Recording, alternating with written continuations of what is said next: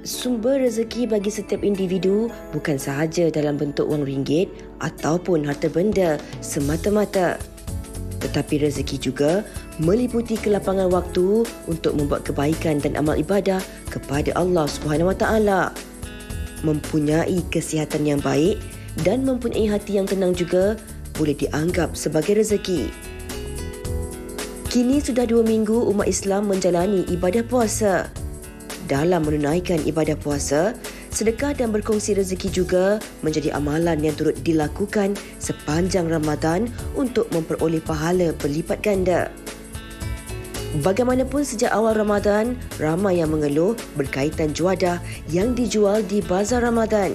Ada yang berkongsi rasa kecewa apabila mendapat makanan yang tidak seperti dijangkakan dan harga yang lebih mahal.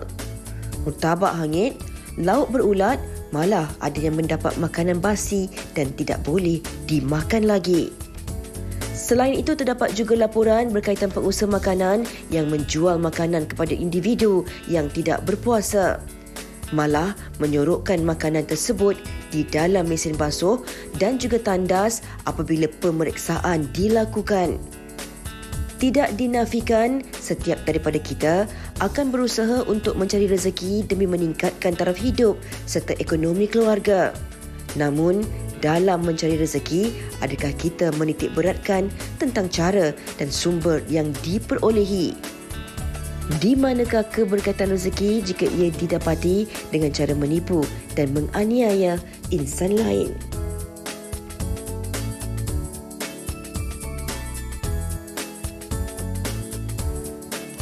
Baik, itu dia, rezeki itu meluas, rezeki untuk beramal ibadah katanya tadi, rezeki kesihatan, rezeki keluarga yang bahagia, rezeki anak-anak yang sihat.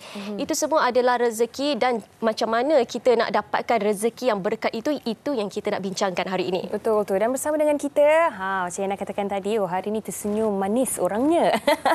Kita bersama dengan Ustaz Hanafiah Abdul Malik. Kacak bergaya pakai suit biru hari ini, Ustaz. Alhamdulillah. Sihat, Ustaz? Alhamdulillah, hidup lagi. Alhamdulillah, syukur. Terima kasih Ustaz sebab sudi bersama dengan kami di Wanita hari ini untuk berkongsi tentang topik kita pada hari ini, iaitu keberkatan rezeki. Okay, kalau dalam paparan tadi kita dah faham tentang apa sebenarnya yang kita nak bawakan pada hari ini berkenaan dengan keberkatan rezeki, khususnya bagi peniaga-peniaga yang mungkin tidak telus dalam berniaga. Dari situ timbulnya persoalan bagaimana nak dapat keberkatan rezeki kalau tidak telus. Betul. Tetapi sebagai permulaan ni kan Ustaz, mungkin Ustaz boleh kongsikan terlebih dahulu apa itu sebenarnya yang dimaksudkan dengan keberkatan rezeki. Rezeki yang berkat itu apa, Ustaz? Okey, baik. Alhamdulillah. Alhamdulillah wa bihi nasta'in. Asyhadu an la ilaha illallah, asyhadu anna Muhammadan abduhu wa rasuluh. Wa nusalli wa nusallim hazal nabil karim sayyidil mursalin wa ala alihi wa sahbihi ajma'in. Bila sebut tentang rezeki yang berkat ni dia adalah mendekatkan diri kepada Allah. Allah tak suka peniaga-peniaga yang menipu, pekerja-pekerja yang menipu, sesiapa yang mencari rezeki melalui kaedah tipu. Dan Allah suka mereka yang dekat dengan Allah ketika mencari rezeki. Jangan ingat, ada orang kata, Ustaz, saya kaya, saya berjaya pada hari ini sebab saya berniaga. Ramai orang berniaga tak kaya, malah ada yang muflis. Oh, saya berjaya pada hari ini, saya ini sebab saya usaha rajin, saya kerja keras. Ramai yang usaha rajin dan kerja keras tak juga berjaya. Kerana apa? Kerana rezeki hak milik Allah. So nak dapat rezeki yang berkat, kena dekat pada Tuhan yang memberi rezeki. Berkat menyebabkan kita makin dekat pada Allah. Dan dia ada 3 perkara yang menyebabkan kita tahu rezeki itu berkat ataupun tidak. Yang pertama, hati menjadi tenang. Nombor 2, cukup. Cukup je, Alhamdulillah. Ada orang gaji dia 1,000. 1,000 gaji dia. Perbelanjaan dia 980. Dah tolak income tax, dah tolak KWSP apa semua. Tiba-tiba dia boleh simpan 100 pula sebulan. Masya Allah, benda ni banyak berlaku. Kerana apa? Allah pelihara, Allah rezekikan keluarganya dengan ketenangan tadi, kecukupan dan kesihatan. Kadang-kadang gaji 3,000 lebih, tapi perbelanjaan untuk anak, mengubat anak sakit. Kan? Lepas tu kereta rosak pula. Untung berniaga bazar Ramadan 30,000. Tetapi Masya Allah, dalam perjalanan balik ke kampung, kereta rosak. Pergi ke workshop, Raya tak dapat disambut dengan gembira. Allah. Workshop pula charge hampir 20,000. Tinggallah 10,000 lagi keuntungan. Yang 10,000 tu menyebabkan suami isteri bergaduh. Nak berkat ke, nak banyak. Tepuk dada, tanya iman. Wallahu alam. Masya-Allah. Masya-Allah. Okey, baik. Yana, tadi Yana ada sentuh mengenai ketelusan peniaga-peniaga, terutamanya kita di bulan mulia ini, peniaga-peniaga bazar Ramadan dan sebagainya lah. Kerja ini satu ibadah, berniaga juga dalam Islam antara pekerjaan yang baik. Tapi bagaimana pula dengan peniaga-peniaga yang mungkin mengambil kesempatan, mereka tahu bahawa barang yang digunakan itu mungkin tak elok. Mereka tahu barangan yang digunakan mungkin dah tak boleh lagi dijual, tapi tetap dijual kepada kita yang nak berbuka puasa ni. Bagaimana keberkatan tu, sedangkan kita ibadah dalam bulan puasa ni, bekerja dalam bulan puasa ni, kata orang berlipat ganda pahalanya. Masya-Allah. Ya ayyuhallazina amanu kutiba alaikumus syiyam kama kutiba alal ladzina min qablikum la'allakum tattaqun.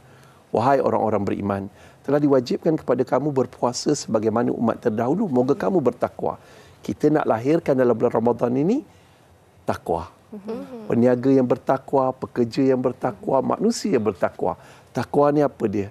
Yana, takwa ni tak lain dan tak bukan cinta. Di mana kita dalam bulan Ramadan ni memburu cinta Allah, masuklah hati kita. Dan Allah juga mencintai kita. Bayangkan kalau peniaga-peniaga bazar Ramadan, peniaga-peniaga bukan di bazar Ramadan ke, pekerja-pekerja pun mencintai Allah. Bagaimana? Dan Allah mencintai mereka. Ciri orang yang bercinta dengan Allah, dia ada 3 T. Takut tapi taat. 2 je ciri dia. Takut tapi taat. Kita takut hantu, kita lari. Tapi ni takut tapi taat. Takut tapi taat ini, bayangkan. Kalau orang tu takut ke Allah, dia tak jual barang-barang busuk. Dia tak jual barang-barang yang basi. Dia tak jual barang-barang yang tak berkualiti. Dia mesti mencari pendapatan yang halal dengan kaedah tidak menipu customer dia. Yang kedua dia, Masya Allah, Tabarakallah, kena ingat, taat ni apa dia? Taat ini nak gembirakan Allah. Okey, jom. Peniaga-peniaga bazar Ramadan, Ustaz ajar satu tip. Tip dia, kita nak jamu orang berbuka puasa ni. So, kalau boleh, kita dah buat sedap, kita bagi ekstra sedap.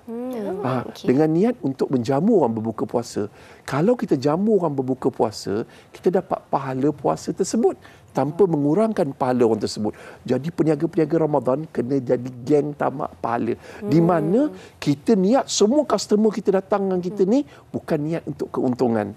Tetapi nak dapat rezeki yang berkat dengan banyakkan bersedekah, tak banyak sikit. Katalah kuih itu 3, kita tambah lagi 1. Niat kita untuk jamu orang buka puasa. Bayangkan kita lakukan itu untuk 100 orang. Kita dapat pahala 100 puasa. Pahala puasa ni macam mana nak kira? Malaikat pun tak tahu. Kalau pahala lain di akhirat nanti, kita boleh diambil oleh orang yang kita umpat, orang yang kita fitnah, orang yang kita zalimi. Tapi pahala puasa tak boleh. Tu antara aku, Allah kata antara Allah dengan hamba-Nya. Sebab tu dalam bulan Ramadan ni, peniaga-peniaga bazar Ramadan bukan sekadar memberi barang yang berkualiti, makanan yang tapi niat juga untuk menjamu orang berbuka puasa.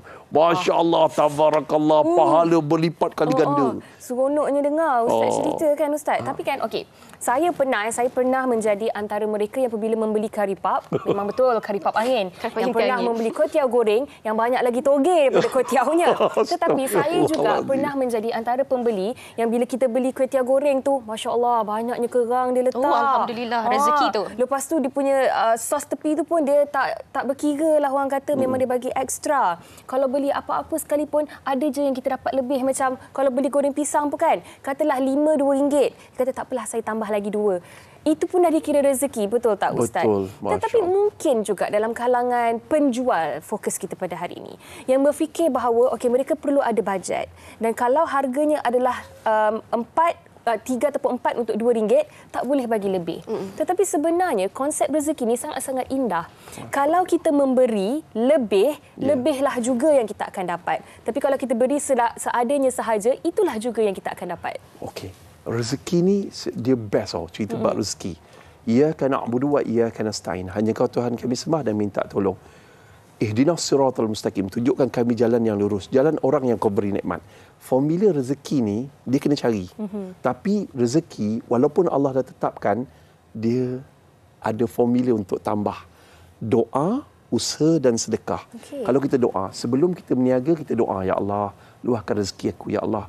Mudah-mudahan aku dapat bersedekah. Mindset yang macam ni luar biasa. Dia berniaga bazar Ramadan, nak jamu orang berbuka puasa, dan kalau dia ada lebih, dia nak sedekah. Yang kedua, usaha. So, usaha ni lah fizikal. Kita kena jual benda yang halal dan baik. Halalan, thayyiban. Bagi kau punya, bagi orang puas hati makan. Dan bila orang puas hati makan, sebelum orang cakap terima kasih, mudah-mudahan Tuan diluaskan rezeki berniaga macam ni dalam bulan Ramadan. Tuan seorang peniaga yang jujur. Sebelum dia cakap tu, malaikat dah doakan rezeki dia bertambah luas. Sedekah. Sedekah dalam bulan Ramadan, pahala ni tak sama berbanding luar Ramadan. Fantastik. Bagaimana Ustaz? Keberkatan atau kehebatannya bersedekah dalam bulan Ramadan ni? Allah. Rezeki. Ni kalau pengalaman saya lah. Saya ni orang yang tamak pahala lah. Terutamanya dalam bulan Ramadan. Saya pernah berada dalam keadaan ekonomi tak stable. Kita kanser, kita sakit. Tapi kerja Ustaz akan ambil buah-buah tamar ni. Ustaz akan bubur dalam beg plastik aiskrim tu. Ustaz sentiasa bagi orang. Terutama dekat puasa. Tapi tamar yang kualiti. Sebab tamar kualiti orang suka makan. Ajwa orang sedap Ustaz. So, kita dah dapat jamu orang berbuka puasa. Kita dapat pahala puasa.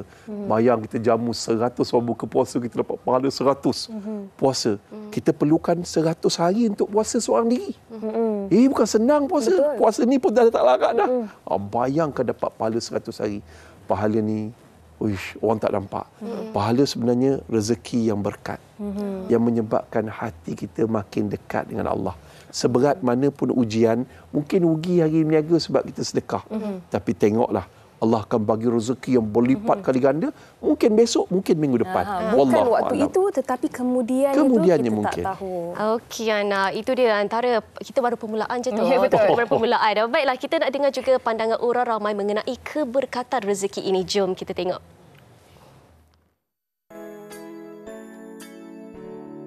Keikhlasan.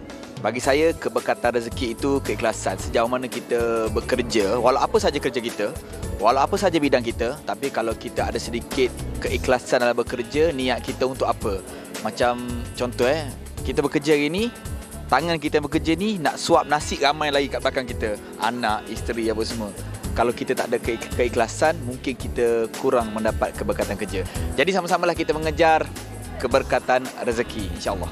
Sebagai peniaga, kita kena berniaga macam kita sendiri nak makan, family kita nak makan. Kan kalau kita tengok kadang-kadang orang yang berniaga macam nak bagi makan kat family sendiri ni, orang bercerita, orang ramai, orang pun repeat order semua. Jadi apa-apa pun sebelum kita jual, pastikan kita sendiri nak makan apa yang kita masak tu, family kita nak makan, orang sekeliling kita nak makan. Barakah ni perkataan Arab yang orang Melayu kita ambil. Dia kadang-kadang kita terlupa. Kita nak kerjakan banyak tetapi kita terlupa barakah. Dalam keberkatan ni dia tak perlu banyak tapi dia berkat. Tapi banyak kalau tak berkat banyak mana pun tak cukup. Ataupun dia dapatlah banyak mana pun tetapi dia akan bocor sana bocor sini ataupun keberkatan itu tidak ada. Tapi bagi saya lah, ini pendapat saya bukan pendapat orang lain. Bazar Ramadan ni yang berniaga ni tak semua dia adalah peniaga yang asli. Mungkin dia baru-baru nak belajar berniaga atau mungkin dia just nak try ke apa ke.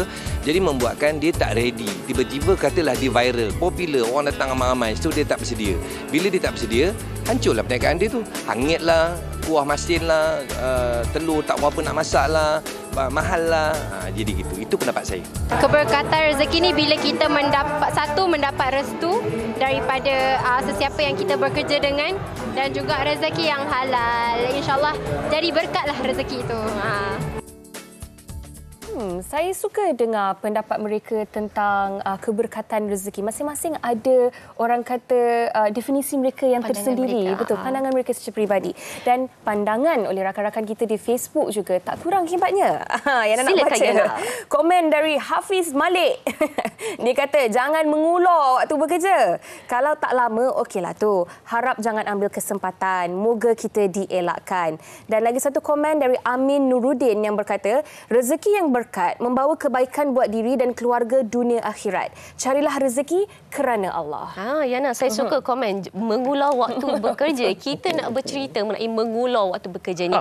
Kita ni Yana bekerja dekat pejabat lah. Mungkin bagi mereka yang bekerja kat pejabat 8 jam, 9 jam. Tapi kita ni culas dari segi masa. Kita mungkin bekerja 6 jam je ke, 5 jam je ke. Sebab apa? Sebab waktu rehat yang sepatutnya sejam, kita ambil sejam setengah. Kita ambil 2 jam. Macam mana agaknya keberkatan untuk mereka ni?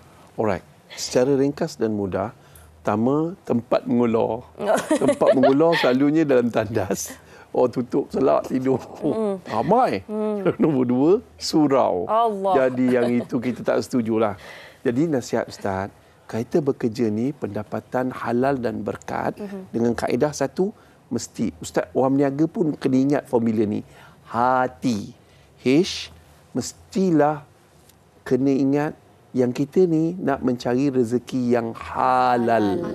Halal ni dia tak ada syubhah, dia tak ada penipuan dalam perniagaan ataupun pekerjaan. Jangan mengular le. Kalau nak tidur, balik kerja tidur, ataupun waktu rehat tidur. Kalau tak ada waktu rehat, time kerja kerjalah. Kadang-kadang ada orang dia suka tahajud menyebabkan dia mengantuk di tempat kerja.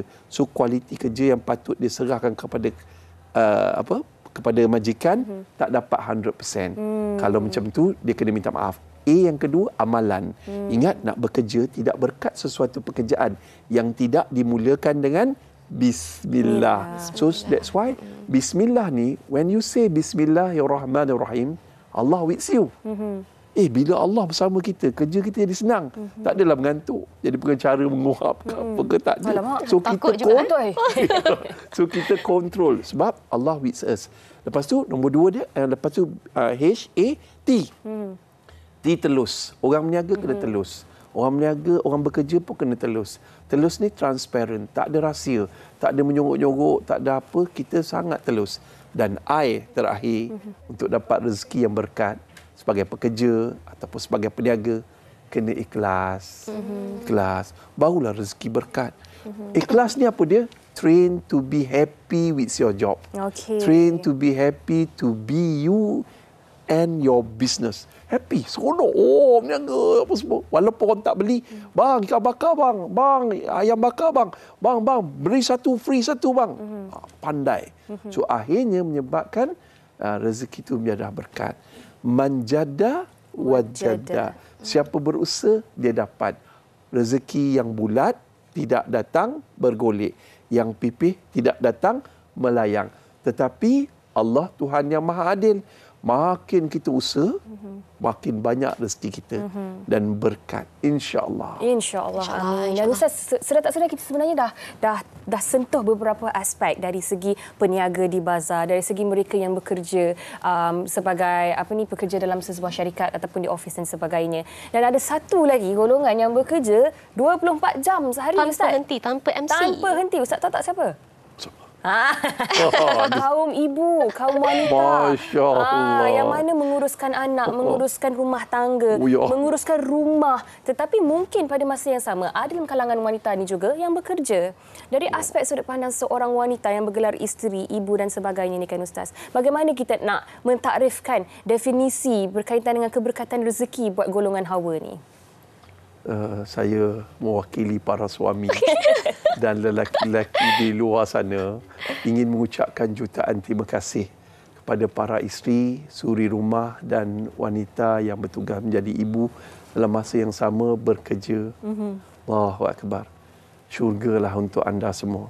Mudah-mudahan Allah ampunkan dosa anda semua. Amin. Dan Ya Rabbal Alamin. campakkan ketenangan, kebahagiaan hingga ke syurga. Amin. Tuan-tuan dan puan-puan muslimin dan muslimat, wanita menjamu orang berbuka puasa, siapa yang masak? Ibu. Isteri, ibu. Yang keduanya, Masya Allah, yang sahur, Ibu lah orangnya. Ibu dan isteri. Tertonggeng kat dapur, jatuh berdebak. Nak siapkan sahur. Lepas tu kejut suami. Suami pula lihat nak bangun. Kejut anak-anak. Ibu, jasa mereka terlalu besar. Dan ganjaran syurga itu, Masya Allah. Sebab tu Rasulullah SAW beritahu, syurga itu di bawah levelnya bawah tapak kaki seorang ibu. Sebab tu kita tak boleh derhaka pada ibu. Jadi macam mana nak dapat keberkatan? Tadi formula dia hati. Hati halal, amalan. Jaga amalan kita masa kita masak tu, jangan menyungut-nyungut. T, telus, kita bagi-bagi yang terbaik, bagi yang terbaik dan telus. Dan I satu lagi tu, apa dia? Ikhlas. Bila kita ikhlas, benda yang susah jadi senang. Main campak je buat telur dadah, jadi yang paling sedap. Anak-anak tu, mak I masak lagi sedap dari you. So apa berlaku? Dan masya-Allah, tabarakallah, jangan lupa pula dalam masa yang sama kita kena ingat T juga terima kasih. Pandai-pandailah kita berterima kasih. Terima kasih ada 3. Pertama, terima kasih pada Allah, syukur. Allah firman, la in syakartum la azidannakum. Siapa syukur, Allah tambah nikmat. Allah tak pernah bohong. Allah akan bagi nikmat. Nikmat dia keberkatan rezeki, kesihatan dan kehidupan, ketenangan dan kemanisan dalam ibadah. T yang kedua, terima kasih tu pada diri sendiri. Ni ramai ibu-ibu lupa, isteri-isteri lupa untuk terima kasih pada diri sendiri. Terima kasih pada diri sendiri ni bagi penghargaan pada Alhamdulillah ya Allah, hari ini aku berjaya menghidangkan kari kepala ikan untuk berbuka puasa. Hari ini Ustaz. Sedap. Hari ini berjaya. So kita hargai diri kita. So capat masa me time. The best me time apa dia? Dalam solat. Solat. Lamakan sujud. Terima kasih ya Allah. Kau lah bantu aku sampai anak aku puji masakan aku, Masya Allah. So itu yang menyebabkan. Dan T yang terakhir, terima kasih. Terima kasih bang. Terima kasih anak-anak Umi lepas siapkan Umi masak, ayah basuh, anak-anak basuh, so sebut terima kasih. Bila kita sebut terima kasih, anak-anak tak payah kita menyungut untuk membantu kerja-kerja dari dapur. Tapi perkataan terima kasih ni yang kurang disebut oleh para ibu dan juga para isteri. Sebab apa dia terlupa nak cakap terima kasih? Sebab dia dah letih. Wallahu a'lam. Masya-Allah, masya-Allah. Baik, tadi Yana dah sentuh mengenai isteri, para hawa dan juga ibu. Kita nak sentuh pula mengenai suami.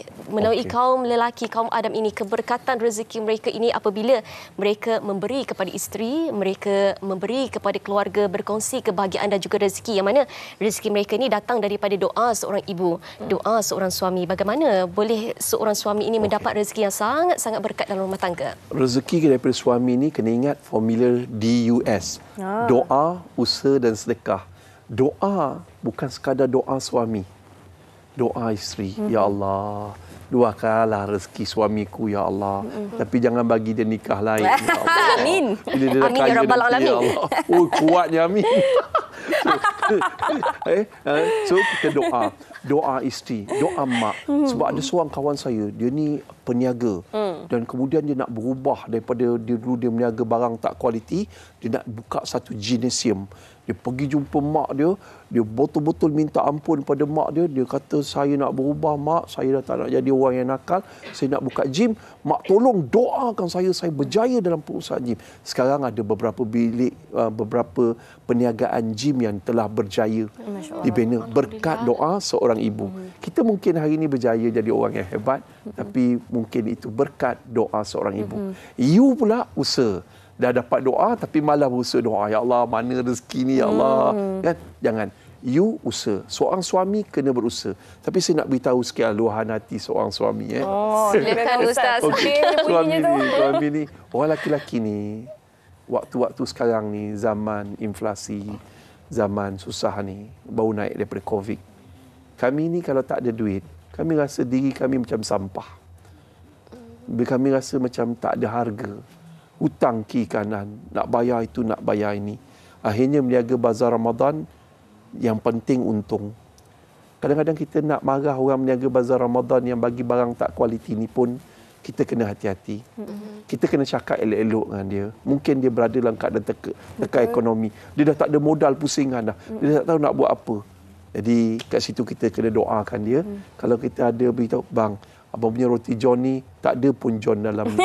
Bang, abang punya cuk badak ni tak ada pun badak dalam ni. So bang, abang boleh tak tambah inti apa semua. So the best thing, kita boleh support dia. Kalau abang ada masalah ni, saya bagi lebih. Tapi abang jangan tipu orang lagi. Kita bagi sedekah pada peniaga-peniaga bazar Ramadan. Kebanyakan peniaga bazar Ramadan ni bukan orang kaya. Lelaki-lelaki yang susah hidup dia. Ya Allah. Allahu Akbar. So, U usaha dan S sedekah. Sedekah dalam bulan Ramadan ni banyak pahala dia. Sedekah ni bila dapat untung, jangan lupa beli gelang meh kat isteri. Beli rantai meh kat isteri, bagi dia seronok. Ay, ya Allah. So the best thing sedekah. Sedekah ni ikut kemampuan kita. Saya Ustaz nak bagi satu tips bagaimana nak rezeki berkat bagi seorang suami, bagi duit raya dalam bulan Ramadan. Kadang-kadang isteri tengok je bagi duit raya dekat mak, bagi duit raya kat anak-anak, dia lupa yang tertonggang-tertonggeng dalam bulan Ramadan. Isteri kat dapur tu dia lupa, dia tak bagi pun duit raya dekat isteri. So Ustaz bagi tip, siapa yang tak ada duit banyak, beli envelope yang tulis RM100 Malaysia tu, letaklah RM1 ke RM5 bagi dekat isteri. So RM100, RM5. Ditotalkannya. Ini tips, tapi cara yang paling bagus, the best way, bagilah penghargaan pada isteri yang bertungku lumus dalam bulan Ramadan, menyediakan jamuan berbuka puasa dan juga sahur untuk kita. Allahu Akbar. Masya Allah, seronok bila dengar Ustaz dah sentuh berkenaan dengan dari sudut pandang sebagai seorang isteri, sudut pandang sebagai seorang suami. Kadang-kadang dalam kita sibuk mencari rezeki, kita lupa sebenarnya dengan berbuat baik kepada ibu kita ataupun isteri kita, tolong di dapur, tolong lipat kain dan sebagainya pun, itu pun juga antara yang akan membuatkan kita mendapat rezeki yang diberkati. Betul. Baik Ustaz, di hujung perbincangan kita ni, mungkin Ustaz boleh rangkumkan dan simpulkan seringkasnya apa yang boleh kita dapat dari keberkatan rezeki ini. Berkat menyebabkan kita dekat dengan Tuhan yang memberi rezeki. Maka kalau kita dekat, ayam, kita bagi ayam, baling jauh-jauh. Baling. So ayam kejar sana, kejar sini. Dapat. Tapi kalau dekat, boleh makan di tangan. Ayam yang jinak, boleh makan di tangan. So kita rapatlah dengan Allah. Tuhan yang memberi rezeki. Bila kita dekat dengan Allah, maka Allah bagi. Sedekat-dekat, tanpa perlu bersusah payah, Allah bagi. Dan kita dapat tu satu kepuasan. Dan cukup. Keluarga kita happy. Raya, seronoknya. Inilah yang maksudnya nak dapat keberkatan rezeki. Jangan lupa Tuhan yang memberi rezeki. Wadduha wal-laili iza saja. Ma wadda'aka rabbuka wa ma qala. Demi waktu duha, demi malam yang sunyi sepi, Allah tidak pernah meninggalkanmu dan membencimu. Tetapi kita yang meninggalkan Allah, waktu duha kita sibuk mencari rezeki, kita lupa Tuhan yang memberi rezeki. Waktu malam yang sunyi sepi, kita rena di ulit mimpi, tanpa bangun tahajud untuk berterima kasih pada Tuhan yang memberi rezeki. Allah tidak pernah meninggalkan kita. Kita yang selalu meninggalkan Allah. Wallahu a'lam. Allahu akbar, masya-Allah, masya-Allah. Ustaz Hanafiah Abdul Malik, terima kasih banyak-banyak kita ucapkan sebab banyak sebenarnya manfaat yang kita peroleh daripada perbincangan kita pada hari ini, Yana. Dalam kita sibuk mencari rezeki, jangan lupakan sang pemberi rezeki. Terima kasih sekali lagi. Terima kasih banyak-banyak perkongsian pada hari ini, dan kepada anda, jangan ke mana-mana, kita nak berehat seketika. Kita kembali selepas ini di Wanita Hari Ini.